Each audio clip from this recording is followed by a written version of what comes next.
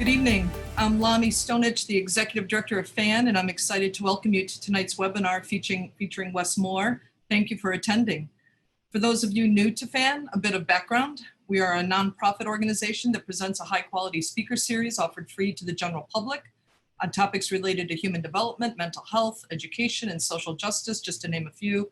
We've been lucky to host some of the nation's most esteemed researchers, clinicians, authors, educators, and activists, including folks such as Brian Stevenson and Brene Brown, Ta-Nehisi Coates, Ibram Kendi, Carol Dweck, Andrew Solomon, and many, many, many more. We have over 100 videos of past events archived on our website and on our YouTube channel, so please be sure to explore. I have a couple housekeeping notes. We are recording tonight's webinar. In a few days, the link will be sent to everyone who registered. We will, pardon me. We will also post the video on our website and YouTube channel for free public viewing. All attendees are muted and off camera, and the chat is read only. We will be posting great resources and links throughout the night, so please do open the chat window. You may submit questions for the panelists tonight via the Q&A button at the bottom center of your Zoom screen. I'll be reviewing those questions throughout the interview, and then about the last 10 minutes of the program tonight, I will rejoin the screen and we'll ask some of those questions. Now, for introductions, FAN is thrilled to welcome back Wes Moore, who last appeared for us in January of 2015 at a few events we created in support of the launch of his book that was new at the time, The Work, My Search for a Life That Matters. Wes's search for a life that matters has been extraordinarily fruitful. He is a best-selling author, a combat veteran, and a social entrepreneur, and he appears regularly as a commentator on NBC News. Currently, Wes is CEO of Robinhood, one of the largest anti-poverty forces in the nation. For over 30 years, Robinhood has been finding, fueling, and creating impactful and scalable solutions to lift families out of poverty in New York City. Robinhood partners with over 250 nonprofits to support food, housing, education, legal services, and workforce development, and more to people living in poverty across the city. A few days ago, Robinhood announced the formation of the Power Fund, a new initiative to invest in leaders of color who share Robinhood's mission to support families on pathways out of poverty. I'm sure we're going to hear more about that tonight. And then for tonight's program, we are very honored to welcome Professor Ava Greenwell, who is a professor of video and broadcast journalism here at the Medill School of Journalism at Northwestern University, where she has taught since 1993.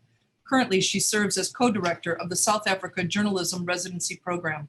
Professor Greenwell is working on a book tentatively titled Leading Ladies, A History of Black Women Television News Managers. She is also in the final production stages of a documentary film she is directing about Nelson Mandela's 1993 visit to Chicago. So it is my deep pleasure to now welcome both Wes Moore and Professor Greenwell. Thank you so much. Thank you so much for having me, and it is an honor to be here. I was joking to Wes before we were preparing to actually come on, saying the last time I saw you was on Oprah Winfrey's show. That was a while ago, huh? that was a while ago, but it's good to get a chance to be back with FAN though. I mean, I'm a huge, no pun intended, fan of the work that's going on here, and honestly, Dr. Greenwell, just an honor to be with you as well. So I'm thankful for this conversation. I really am. It's good to see everybody. So a huge fan. That's wonderful. I like that. I like that repetition there. So let's get right into it because we don't have a lot of time and we want to make sure we cover as much as possible. I thought this was a really timely book. I mean, it couldn't be timelier. Can you talk about what prompted you to write it? Yeah, and I think about it in terms of the context of the timeliness of the book. And it's actually one of these things where when I honestly look back and think about it, and if you look at our nation's history, the question really becomes when wouldn't it have it been timely, right? Because the thing that I think we see and the things that I wanted to uncover and the things I wanted to talk through and think through is this has been going on for a while. The dynamic of what happened with Freddie Gray, even if you just look at Baltimore, right? I'm a very, very proud Baltimore resident and Baltimore native. But if you look at what happened in Baltimore, even just the 2 years prior to what happened to Freddie Gray, there was Anthony Anderson, and there was Chris Brown, Mm-hmm. there was Tyrone West. And that's just Baltimore. And so when you think about it in context of that, in terms of the timeliness of it, I think part of the thing that I really wanted to explore was why it actually didn't feel so timely, in the fact that everything around those moments feel timely. And so I remember the moment when it actually began to hit me about that I knew I wanted to go on this deeper exploration. And it was actually the night of Freddie Gray's funeral, because I went to his funeral that morning. And when I came back from when I left the funeral, and it was actually that night, the night of Freddie Gray's funeral, that everything jumped off, and Baltimore had this uprising. I remember thinking to myself as I was looking around the church and looking at everybody, because that was like the thing. Everybody showed up. There were thousands of people who showed up to Freddie Gray's funeral. And it was the first funeral I've ever been to that I actually was a funeral of somebody who I never knew them in life. And that actually haunted me as well. The fact that I was looking around this church, the vast majority of people in there who, like me, never knew Freddie, never had a single conversation with Freddie while he was alive. And really thought to myself, were any of us willing to do what it would take to make sure that what we were watching and what we were witnessing wouldn't happen again? Or would we just continue to revisit this? And that was a moment when Baltimore, I think, was going through its and we saw with the aftermath of Freddie Gray, and we saw with the aftermath of the unrest that took place around his death and the night of his funeral. That was a moment when you saw people stand up. That was a moment where you saw people, in their own individual ways, be able to, you saw the pain and the frustration show itself in a myriad of different ways. And I think the thing that made me want to go on this journey was I was speaking with people from every walk of life who all had different interpretations and different opinions and different feelings. And I wanted to be able to actually expose readers to what I was hearing, expose readers to the complexity of what I was seeing, and expose people to this larger dynamic on the fact that what happened to Freddie, it's not even just that it was avoidable, but frankly, in many ways, it was predictable. And that's what made it so difficult to swallow. I'm getting a little bit of breaking up there. I think you said that in some ways it was predictable. Is that what you said? Yeah, it was. And I mean it was predictable because, first to be clear, there's nothing that happened to Freddie within that last day that it was exclusively known or felt to Freddie. Because the reality is that, when Freddie was arrested, let's even first start talking about the arrests, right? The arrest happened, and the crime that was committed for his arrest was he made eye contact with police and he ran. Now, people might say, how is that a crime? Because in certain neighborhoods, traditionally high crime and high poverty neighborhoods, making eye contact and running is enough to trigger probable cause. So once they have probable cause, then they then can go and make an arrest. What then happens is, so Freddie makes eye contact and he runs. Again, it's a crime because he does it in Harlem Park. It's a crime because he does it in Sandtown, Winchester. If he does it in another part of town, that's not a crime. It's him simply going for a run, going for a jog. But they arrest him, and an hour after he's arrested, he's in a coma. And when he finally makes it to the University of Maryland Medical Center, he makes it to the medical center, and at that moment, it is deemed that he has 3 broken vertebrae and a crushed larynx. And so that's what started the protest. That's people saying, how does someone get arrested and an hour later, he is in a coma? And so that's what really triggered so much of this. And when I say it's predictable, and when I say the unfortunate thing is that the unfortunate problem about it being predictable is that wasn't the first time we saw that case in a situation like that, particularly in that neighborhood. The idea of rough rides in Baltimore wasn't something that was unknown to people. The idea of putting people in the back of police vans and then police vans whipping back and forth, and hence watching people slam back and forth. In fact, just weeks before Freddie Gray was finally arrested for the last time, the police commissioner actually put in guidelines about that you have to strap people into the vehicles. Up until that point, that wasn't even a guideline. And so you'd have bodies being slammed from side to side on these rough rides. In addition to that, the Department of Justice, after everything jumped off in Baltimore, put Baltimore under a consent decree because they ended up doing a full in-depth research and report on patterns and practices of policing in Baltimore City, particularly patterns and practices when it came to Black communities.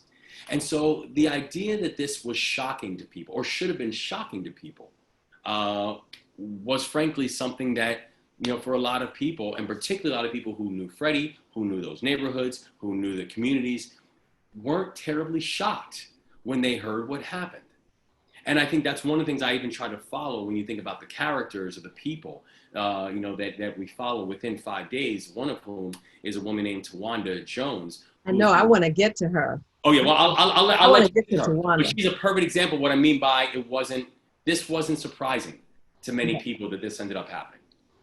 So this morning on Good Morning America, Deborah Roberts, correspondent, interviews the mothers of Trayvon Martin, Breonna Taylor, Tamir Rice, and the mothers of other Black men, whose names really have become synonymous with police killings.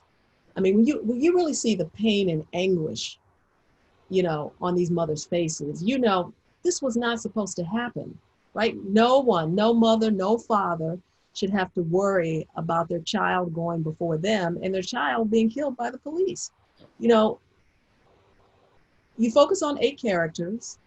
There are 2 Black women in particular who I think are trying to move heaven and earth so that they can not have business be as usual for the criminal justice system. And that's, as you mentioned, Tawanda West, whose brother, Tyrone West, had been killed under suspicious police circumstances, right?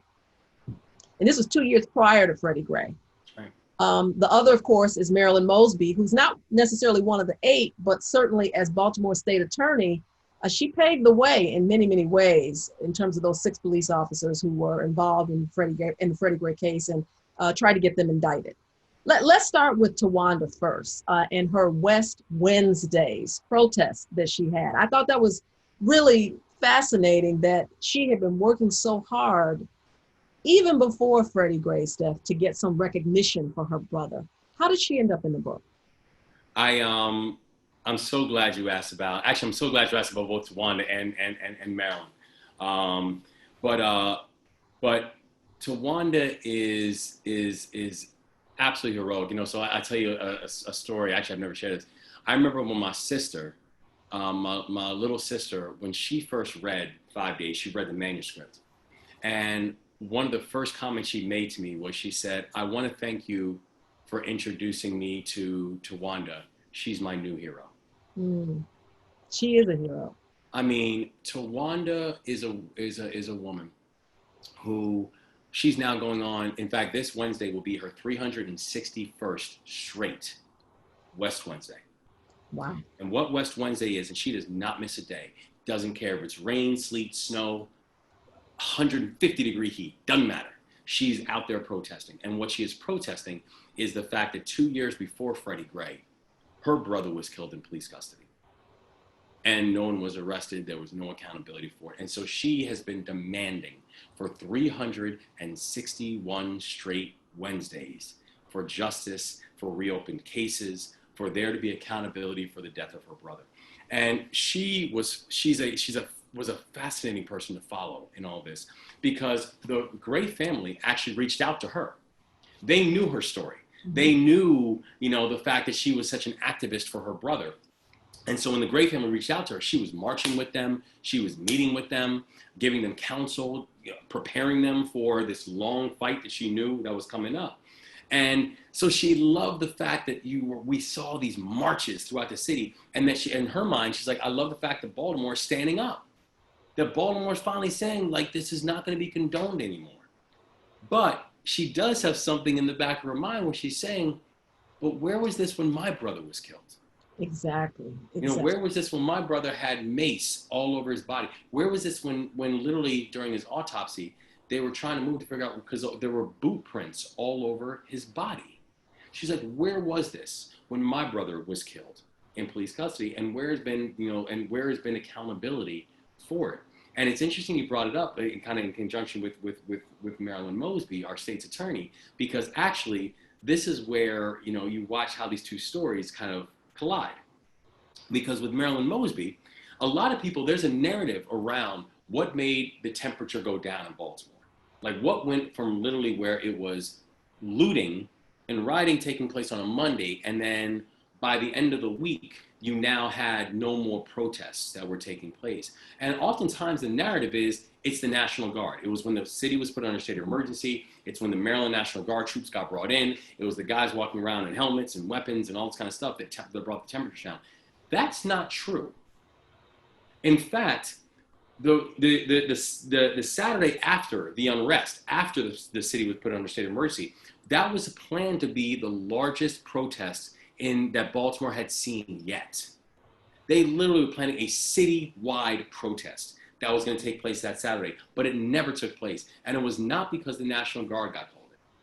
It was because Marilyn Mosby walked down the steps of her office and pressed charges against those 6 officers. That was shocking to many people in Baltimore. I mean, I remember being there, and it was like celebratory in Baltimore. People were literally like honking horns and having air blowers. And I mean, she became instantaneously the most popular and powerful politician in the city of Baltimore, because you had all these cases beforehand, to include Tyrone West's, where you'd have these incidents that happen, and oftentimes there was a payout and whatever like that, and then everyone went back to business, but there was never criminal accountability to the officers. It didn't happen. That was the first time in Baltimore history that in a case of alleged policing brutality, that charges were brought against the officers. And that's what changed the entire tone of that. Now, and I think this is actually one of the differences between then and one of the differences between now, even what you see in the case of George Floyd, where those 6 officers that Marilyn Mosby pressed charge against, 2 of them were found not guilty. The other 4 had the charges dropped. So no one still went to prison for what happened to Freddie Gray. And that's why I think it's actually one of the differences even between what we see right now between George Floyd, where it's like people now realize, and I think the bar has been risen, where indictments aren't enough. Arrests aren't enough. Activists want convictions. They want people being put in prison for what's happened. And you bring up a really important point too about these 2 women, these 2 Black women. Mm-hmm. Because if you look at what made Freddie Gray different, and where people say, so what was different between Freddie and Anthony Anderson, or Freddie and Tyrone West, and Freddie and Chris Brown, and Freddie and Freddie and Freddie and, this long lineage. I think there was 2 things that made the Freddie Gray case different. One was the fact that it was caught on camera. And it's very different when you have one word versus another word when you have footage and when you have evidence about what happened. But there was a second thing. And it was this organization called Black Lives Matter. Mm. That Black Lives Matter went from a hashtag to becoming this global network that can move and mobilize and move quickly. And when everything happened with Michael Brown, they immediately moved to Ferguson. And then when weeks later, it happened in Baltimore to Freddie Gray, immediately was discharged and able to move into Baltimore. The reason I bring it up in the context of Tawanda and also with State's Attorney Marilyn Mosby is Black Lives Matter, people oftentimes forget, was started by 3 Black women. Absolutely, absolutely. And it's important that society understands that and remembers that, because this movement that in many ways, again, without it being on video and without Black Lives Matter, I don't know if we ever even know the name Freddie Gray. I don't know if we ever know the name of many other people. Well, you make a good point about not only technology capturing these events. So if people before were to say, I don't believe that happens, they can't say they don't believe that happens anymore because we now have the evidence. But social media also makes it very easy for people to mobilize. in a different way compared to, say, the civil rights movement from the 60s, the 50s and the 60s and the 70s. But one of the things that's really interesting in terms of Tawanda's brother, in some ways, it reminds me of what has happened with Breonna Taylor. In other words, it seemed like she didn't get any national attention until George Floyd's death. And unfortunately, it just feels as though these things keep happening over and over again. But it's when they start to happen in groups that it seems like all of them get a little bit more attention, which really in some ways seems very unfair, right? That it takes something like that for individuals to get national attention. Well, I mean, and think about what happened that year, 2015, right? I mean, I completely agree with you, because part of the reason that you saw this, you know, I would argue that one of the other reasons, right, where you saw Freddie Gray's case getting so much attention is just look at the 12 months around Freddie Gray. That it wasn't just Freddie Gray. 12 months around Freddie Gray was Michael Brown. 12 months around Freddie Gray was Laquan McDonald. 12 months around Freddie Gray was Alton Sterling. 12 months around Freddie Gray was Walter Scott. 12 months around Freddie Gray was Eric Gardner. So you had all these things happening. And I think one of the reasons that became important as well is because you can't chalk that up to hyperbole. People aren't just making stuff up. When people were talking about the fact that the way people are policed in one neighborhood is not the way they are policed in another neighborhood. When people were making accusations and saying, listen, if the thing these officers were doing in this neighborhood, if they were being done in a wealthy neighborhood, if they were being done in a white neighborhood, that before that officer could even make it back to the precinct, their captain would meet them and say, your badge and your gun, right? That was the point. But oftentimes without these things happening, people just thought it was just hyperbole. It was just people making stuff up, or what ends up happening is when people say, oh, this person had interactions, like, well, what did they do? Right. Or what did they say? What did they do to provoke it? But then you look at a case like many of the ones that we're laying out, and you're thinking to yourself, this doesn't add up. It doesn't make sense. And that, to your point, where you're absolutely right, where you watch all these things happening in kind of this clumped fashion, you then realize, you know, why this larger awakening, you know, really then, you know, started happening, and why people started understanding that, again, this is not exaggeration or hyperbole. So I know this is a book not just about Freddie Gray, but really about Baltimore and really about America and what we have to say about policing of Black bodies specifically. But I also want to go back to the young Freddie Gray, because I think this is really informative in terms of some arguments that you make toward the end of the book. And that is the fact that he was a twin. I didn't know that, so that was new information. The fact that he was born with elevated levels of lead in his blood. I thought that that was a really important point. And at the end, you talk about how elevated lead levels impact particularly poor children. I'd say a decade ago, I had a student do a story on elevated lead levels. And what was just shocking to me was the repercussions of how lead impacts the brain, the body. You know, we had Flint, Michigan with lead in the water. What do we know about what could happen or what could change if we started to decrease the lead levels in children? Yeah, this was actually, I think, one of the most difficult parts of even this whole process. And you know, and the person I give credit to is actually was my editor, a guy named Chris Jackson, who actually who's actually my imprint, One World, is actually, he's the editor for all of Ta-Nehisi Coates' book. He's the editor for all of Ibram Kendi's books. He's the editor for Prince's book, Jay-Z's book. I mean, like, I understand. Chris Jackson is seriously not just one of the most brilliant people that I've ever had a chance to be around, but truly one of the most prolific and successful editors in the world right now. And I remember towards the end of the process of pulling this thing together, Chris had a conversation, and he said, I think you need to ground this in Freddie, because I was very clear the book wasn't about this wasn't the Freddie Gray story. And even I, was working with, I collaborated with a journalist named Eric Yes, Green. Eric Green, yes. Eric Green, who's a wonderful journalist, wonderful friend and wonderful journalist. And it was very clear from Jump Street that this is not the Freddie Gray biography, right? This really was the bigger story that we want to be able to tell. But oftentimes the narrative about Freddie and the heartbreak around Freddie was oftentimes about his death. What happened? What happened with that interaction with police? What happened with those 6 officers? But when you really dig into it, just as heartbreaking was his life. And that's why Chris made a really important point where he was like, you need to ground the reader in that.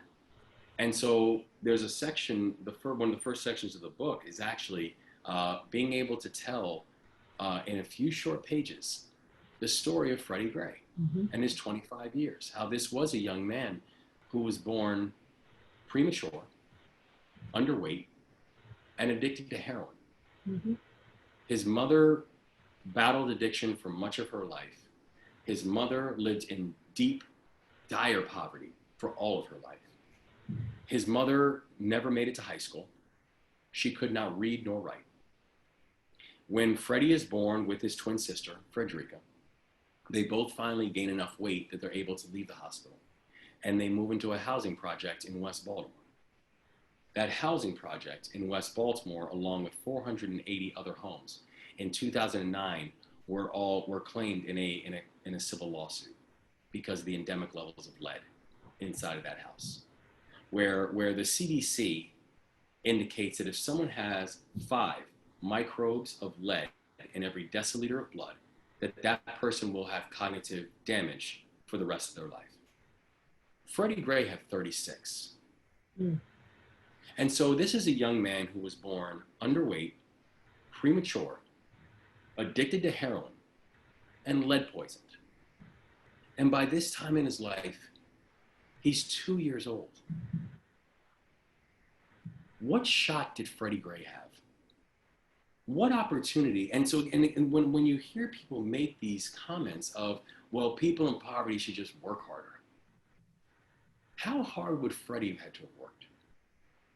And so, I think about that, and I still actually even get choked up thinking about it, where that week that he was in a coma, that might have been the most peaceful week of his life. Because that week that he was in a coma, he was surrounded by doctors and nurses. That week that he was in a coma, he was surrounded by lawyers and activists. That week that he was in a coma, the entire city knew his name. That week that he was in a coma, the entire city cared whether he lived or died. Name one week in his life prior that would have been the case. And I wanted to ground this story in the idea that did the policing structure fail Freddie? Absolutely they did. Their job is to protect and to serve. Their job is to protect the most vulnerable. Their job is to support those who are in their greatest moments of need. They made eye contact with him. And he was in a coma an hour later. Did the policing fail him? Yes. So did every other system. Every system that Freddie touched failed him. And that was the point that was important to make in terms of understanding the context of his life, in terms of understanding the context of what we have to do. Because if the only thing that comes out of this, if the only thing that comes out of Ahmaud Arbery, if the only thing comes out of Breonna Taylor, if the only thing that comes out of George Floyd, if the only thing comes out of all this is we make policing reforms, we're missing the point, because every system failed that young man. And that was what I wanted to also leave the readers with. Well, I think you certainly did that. I think I was just struck by this statistic, though, about how if we could correct this lead situation, all these other, many of the other outcomes that are so negative, particularly for Black children and poor children, would turn around. Yes. That doesn't seem to be that difficult, does it? And we have known lead is a neurotoxin in this country for a century. Literally for a century. We have known the cognitive damage that lead does, that lead paint, that lead piping, that it does to children. And currently right now, 35% of kids in Baltimore City cannot drink from water fountains because the schools have lead piping inside the water fountains. We've known that this is a neurotoxin, but we've just been incredibly class and color conscious when it comes to treating it and when it comes to actually dealing with it. And that is one perfect example that when we're talking about things that we can do, when we're talking about pledges that we can make, when we're making these never again statements, you know, never again should we allow children, families, to be able to be poisoned by the homes they are living in, by the neighborhoods they are growing up in, by the water they are drinking, and to no fault of their own, simply because we haven't had the will, particularly when you look at the cost of being able to be able to deal with it. We could eliminate lead poisoning in this country in 3 to 5 years. There are roadmaps and plans put together. There have been bills that have been completely stalled that could have addressed this. There have been even bills on state levels that have been passed but have not been enforced. And so we have a chance to actually rethink this and rethink about the unfairness in the case of having people and children who have to deal with this. But again, it still comes back to a case of, do we have the will? And that's the question we all have to ask.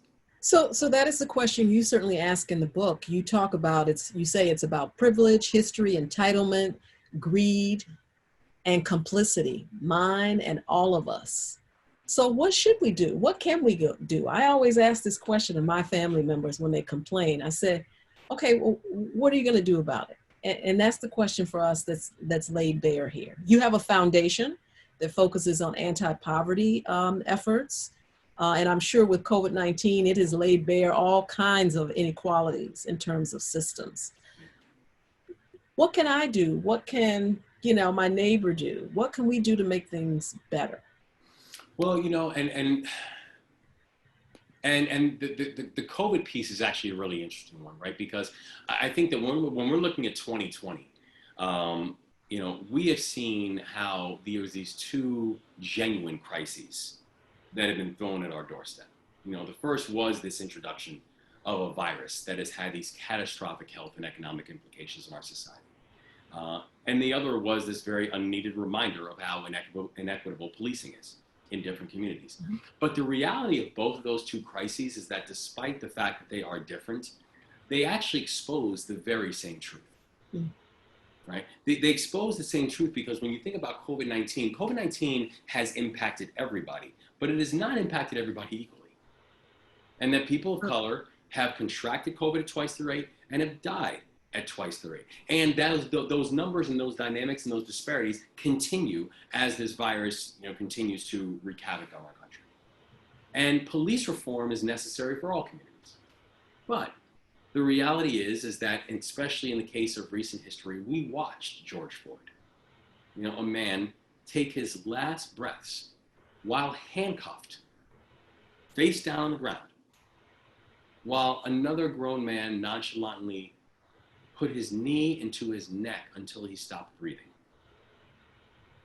And we watched his name being added to this much longer list, many of whom we have mentioned before, but that also include names like the Walter Scotts and the Sean Bells and the Sandra Blands and the Tamir Rices and the Trayvon Martins. And we know that dealing with COVID is not simply about the discovery of a vaccine. And dealing with inequitable policing is not simply about banning chokeholds. But what we're fundamentally talking about here is racism.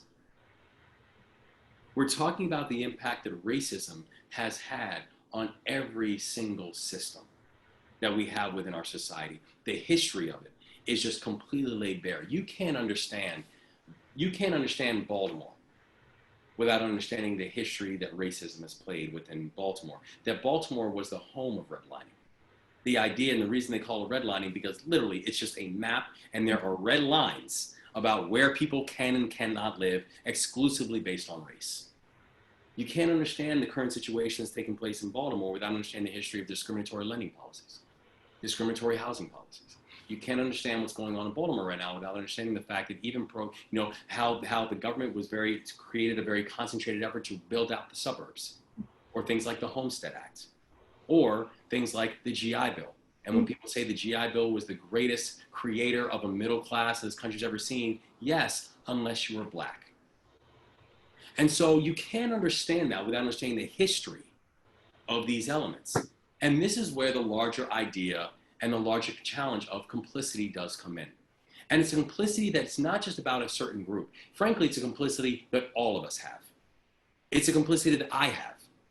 Because I remember that night of Freddie Gray's funeral, I flew from Baltimore to Boston. And I flew to Boston because I was giving a speech on poverty. By the way, why my home city was on fire. And I knew I was there to give this talk on poverty because of the work that I was doing. Because that's why I had an organization that focused on kids who were making this transition into higher education, generally low-income students, first-generation students making this transition to higher education. But also I knew I was there because they wanted to celebrate my story. And how, despite his childhood and despite all these things, here was this person that then came up as almost this example, without understanding how actually dangerous that was. Right, because you even say in the book, we had come from similar places, but I have been so fortunate, so blessed. Yes, that's right. And where I think about this idea of we can't use individual stories as ways of letting systems off hooks. Good point. Right? Excellent point. We cannot do that. We cannot simply say, well, look, they made it. Right. So The exceptionalism, this right? works. It's the exceptionalism. And so when I think about what we have to do, part of the thing we have to do is get away from this fallacy. Get away from the fantasy of the individual exceptionalism, and if a person just works hard enough, that they'll be fine. Because the reality is that when we're looking at the depth of the system that we're talking about, the depth of the system is basically saying this, and these are true facts and stats, that a Black college graduate right now has the same net wealth of a white high school dropout. Right. I've seen those statistics, and they're real. That is a real statistic. That's not because one worked harder than the other. That's a system. When we're looking the system works quite well. I mean, the truth of it. Correct. Right? That's correct. But that a Black woman with breast cancer has a 42% higher chance of dying than a white woman with breast cancer, that's a system. That's how we have to understand all these various elements and how these components play into every single system that we have within our country. And so it's something that where our country has to be brave enough, courageous enough, honest enough to be able for all of us, to be able to see the level of complicity that we have within the systems that have been baked in, and then be willing to attack them, be willing to address them, be willing to deal with them in the way that, frankly, other countries have been able to do, where you've watched other countries be able to look at their deepest and their darkest and their hardest wounds and know that the only way we can move forward is to be able to address our past, whether it was South Africa, whether it was Chile, whether it was Northern Ireland, whether it was Rwanda, whether it was Colombia, whether it was Canada, who did it twice. The ability to be able to look at your past and know and say very clearly that, loving your country doesn't mean lying about it. But loving your country means actually being able to do in-depth examinations of how and why we are here, why we are in this situation. Why is it that the President of the United States in the history of this country has only called in the National Guard 12 times in the history of this country? And 10 of them had to do with race. Mm-hmm. Only 2 times has the president ever called in the National Guard and had not had to do with race. One was the postal workers' strike in New York, and the other was the looting that took place in St. Croix after a hurricane. Every other time had to do with race. And so if this country cannot deal with this issue, an issue that we tussle with, but we have never wrestled down to the ground, the history and the implications of race inside of the United States, it is going to be very, very difficult for us to actually genuinely move forward without continuing to have these conflagrations that continue to show themselves. So one of the concerns that people have is that this is a flash in the pan, right? That it's not necessarily going to dramatically change much. You know, some of those countries you mentioned, like South Africa, which I've traveled to many times, they're still having some major issues, right? You know, whites still own a majority of the wealth there, and 80% of the blacks who are in politics for sure, but the socioeconomic system is still very much intertwined with race. Some of the things that you're talking about really are going to require some radical, and I mean radical, not only changes in how we think, but some radical redistributions of wealth in this country. Is that even possible? Yes, because well, I think it's not just possible, but I think that there's actually plans and ideas and proposals that are put together that people realize that, you know, it's going to question what people think in terms of, you know, what's radical and what's not. You know, we still have situations where, so for example, when you look at poverty rates that exist, and you look at the people who have been most hit by COVID-19, let's just take COVID-19 as just one example, right?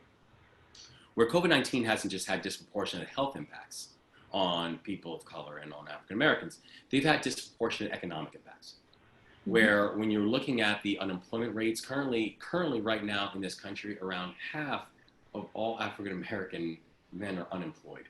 Yeah, yeah. Unemployed. I mean, we know the rate is often double what it is for the general population, especially if you're a black male. And if you're a young black male in the prime of your life, it's even more severe, which makes it even more difficult for you to be successful in terms of just living your life and having a family and all those other things and being exactly right. being a support. And when you consider the fact that you have essentially half of a demographic that's essentially unemployed, and you look at who have lost the jobs fastest, and in a high disproportionate, you know, frame within COVID-19, it's people who were working low-wage, entry-level jobs, right? For people who had the luxury of being able to work remote, for people who had the chance, they were generally okay. The ones who had the highest, the ones who've seen the largest strike, the ones where we talk about how we have lost 11 years of job growth within 11 weeks, which is exactly what we just saw, was oftentimes people who did not have that luxury, people who had to actually go out, people who were the low-wage, entry-level workers. The thing we've also seen is this, though, where 23% of people who have lost their jobs due to COVID-19 are people who were living in poverty before COVID-19. So i.e. the working poor. People who are working jobs, in many cases, multiple jobs, and still living below the poverty line. And so in addition to, so when we're talking about this idea of, you know, what does it mean to decrease the wealth gap? You know, oftentimes people think it's a very binary conversation. It means I'm going to ask this person to write a check and give it to a check back to this person. That's not what we're talking about. And that's not a singular equation to be able to address a wealth gap.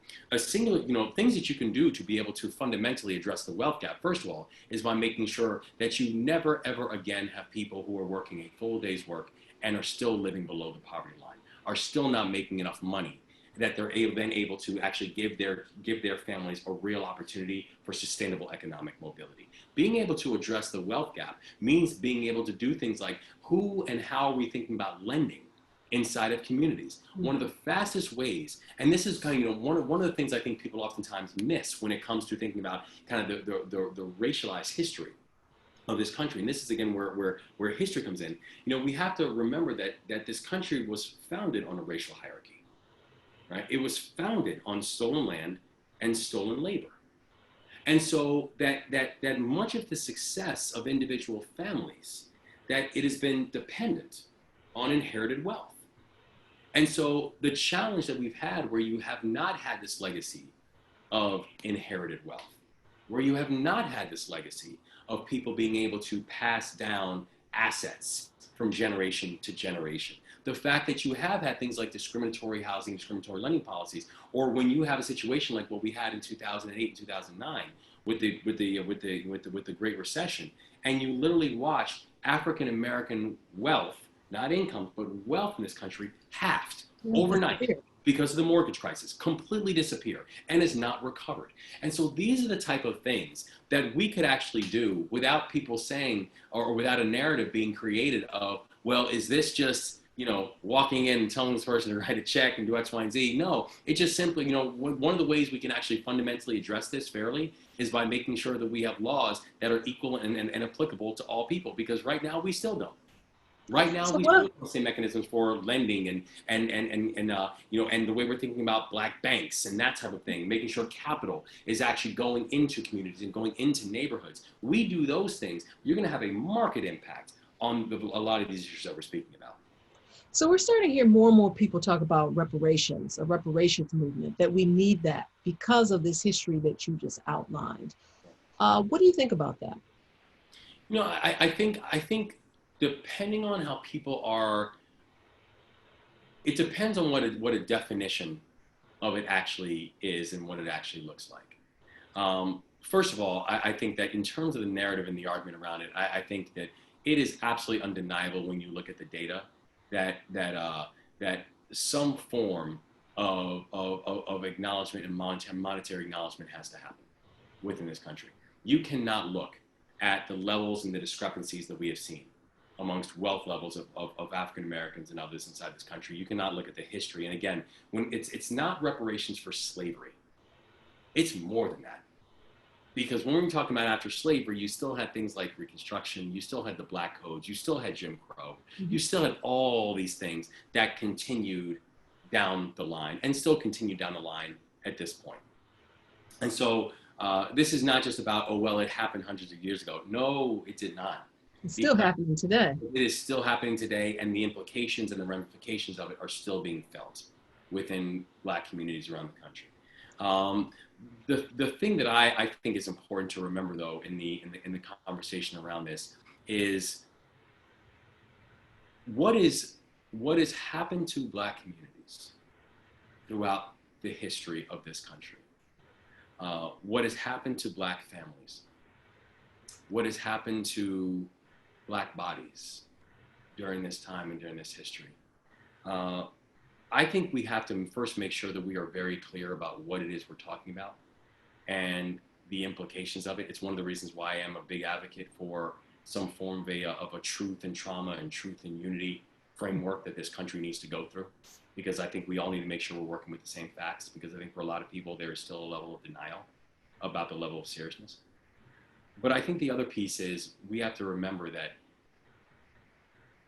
there is nothing that can be said nor a check that can be written to make people walk away and feel like, well, I'm glad I don't have to deal with that anymore.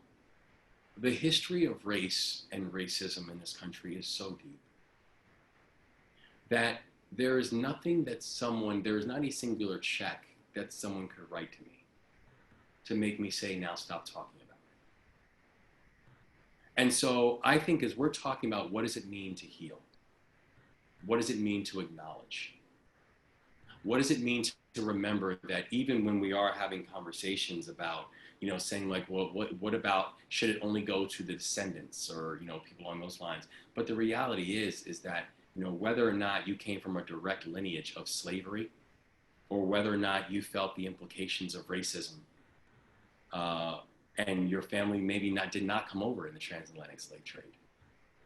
Us as a nation being able to have a full and a thorough and a very real process about how we're going to deal with this, particularly how we're going to deal with this forward, and particularly how we're going to deal with this as a nation that continues to become more diverse with every generation, is something that we cannot just simply continue to pass off. We cannot simply continue to say, well, that was so long ago. We cannot continue to say, well, this would not make sense.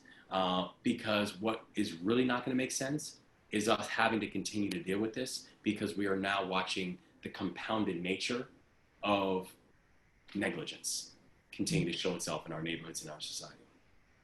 I see Lonnie is on. I know we're going to need to wrap up. Do we have time for one more question? We sure do. Okay. I wanted to ask about your foundation to get a little bit more information about what the foundation is doing and what your next steps are. Yeah. So, you know, Robin Hood is it's a 32-year-old organization and exclusively focused on poverty.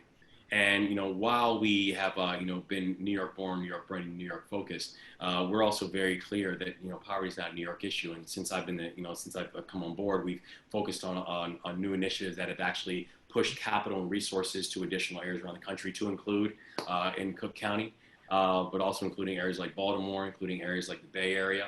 You know, we've also added a policy wing to our work, because I don't know how you can talk about poverty without understanding the role that policy has played in both putting people and keeping people in poverty.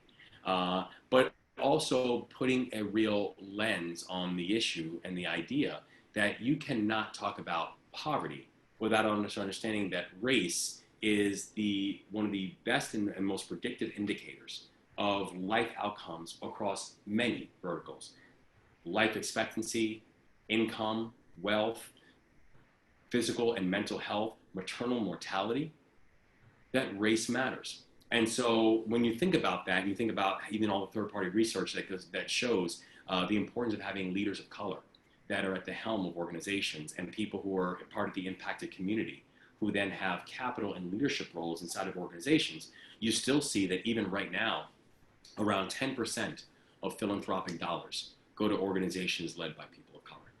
And even in our own portfolio, frankly, we fund fewer and we fund less.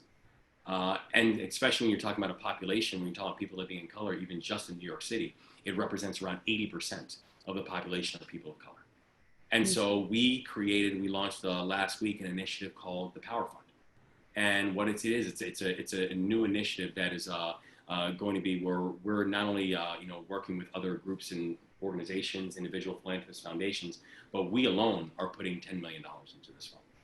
And it's a new initiative that is to elevate nonprofit leaders of color who share our mission of increasing mobility from poverty. And it allows us to address poverty through the lens of the interplay between racial injustice and economic injustice, because those two things live side by side. And so if historically racism has been and continues to be a function of poverty, you know, we also believe that one must address systemic racism if we're actually going to eradicate poverty. And so we are, you know, not just finding ways of funding leaders of color inside of the space, but also being able to provide self-directed leadership, leadership supports, and capacity building funding, and all these things that for many organizations they're getting, but oftentimes when you're looking at organizations that are led by people of color, they just receive it at a disproportionately lower level. And so it's something that we're really excited about. We're excited about the momentum and the excitement and the engagement in the field around it, but also it's something that we believe is not only going to address an immediate issue and an immediate discrepancy, but it's also going to be something that's going to be used to build out long-term supports that we think are going to have big and important impacts on the field as a whole. Well, it sounds like the fund is timely, the book is timely. We're out of time right now, but Lonnie's going to take it from there. And I know we still have people still have the possibility of engaging with you, and Lonnie will explain how that's going to work. And we're actually going to squeeze in one more question. It'll be the lightning round here, Wes. Right. So just a couple housekeeping matters. So if you want to join the after hours, which is going to start in about 2-3 minutes, so that's your time frame there, Wes, 2 minutes. It's going to start in about 2-3 minutes. You can purchase a copy of the book, of Wes's new book, 5 Days from the Bookstall. We've been populating chat with those links. Go ahead. It's a very quick registration to get that. Then to get that link, it'll be in their email receipt from the bookstall. We put in lots of information here about Robin Hood, about all kinds of stuff. Ava, we put in your faculty page at Northwestern, lots of stuff. So please double check all of that. So I'm going to ask one question. You got a couple questions from the live Q&A that happened during the event, and there were a couple that were pre-submitted. Obviously, we can't get to everybody, so we'll definitely cover some of that in the after hours. But I want to pick out Karen Radke. She submitted both before and during, so she gets the bonus round. So here's your question. It's not the same question, so now it's dealer's choice. So I'm going to now pick whichever two questions. So the question from during the event, here's her question. Many cities appear ready to take action in service of racial justice now. Unless the city had a defining experience such as Tulsa or Minneapolis, city officials seem reluctant to look back and look inside. City officials want to take action without doing this work. How do committed citizens make a case for doing this reflection and deep dive? Great question, Karen. Wes, take it away. Such a good question, and I'll try to do it briefly. I know you can't. So, but it's a great question, as all the questions tonight have been. That was kind of a version of my question. That is, what can we do, right? And what should we do? Yeah, well, and I think that it's an important point to highlight that you have cities that have these trigger moments that now feel like they need to do something, right? Minneapolis, we got to do something. Baltimore, we got to do something. Charleston, Chicago, we gotta do something. Right, exactly. But the point is, first of all, for every city, you have to understand you are one incident away from being Minneapolis. You are one incident away from being Baltimore. You are one incident away. And because there is no city that can stand there and honestly say, if we are to look into our own past, then everything is clean. We have to be able to say, let's not wait for a tragedy to be able to understand our trauma. Let's not wait for this process to end up on international news for us to be able to say it's important for our society to be able to go through our own internal process and own internal understanding of what's happened. And you look at it, there are truth and racial healing transformation efforts that are actually taking place in around I think the numbers now is up to 13 different states, all with like college campuses and towns and cities where they are proactively looking into their history. Because if a city does that, then a city is showing their yearning and their interest in healing. But don't wait to be forced to do it. Leadership is not waiting to be forced. Leadership is being proactive and making sure that you are on the side of right. Because as Dr. King says, the moral arc of history is long, but it bends towards justice. But the reality is, it doesn't bend automatically. It bends because there are people who are pulling on the other side to make sure that it's bending towards justice. And that's really where leadership matters, and where all of us as not just leaders, but frankly, all of us as taxpayers, all of us as citizens, we have a right to go to our elected officials and to say that we demand a process where we can look into our own history and then let our future be at least influenced and reflected in what we find out after we actually start asking the questions. Oh, you're on mute. Thank you, sorry. Thank you so much, Wes, for your time, all of that thoughtful. Ava, I appreciate your very deep preparation for this. Excellent conversation on multiple levels. I know both of you are gonna scamper now and get ready to join the second webinar, the after hours. So thank you, everyone. We're gonna scroll a couple PowerPoint slides for another minute or two.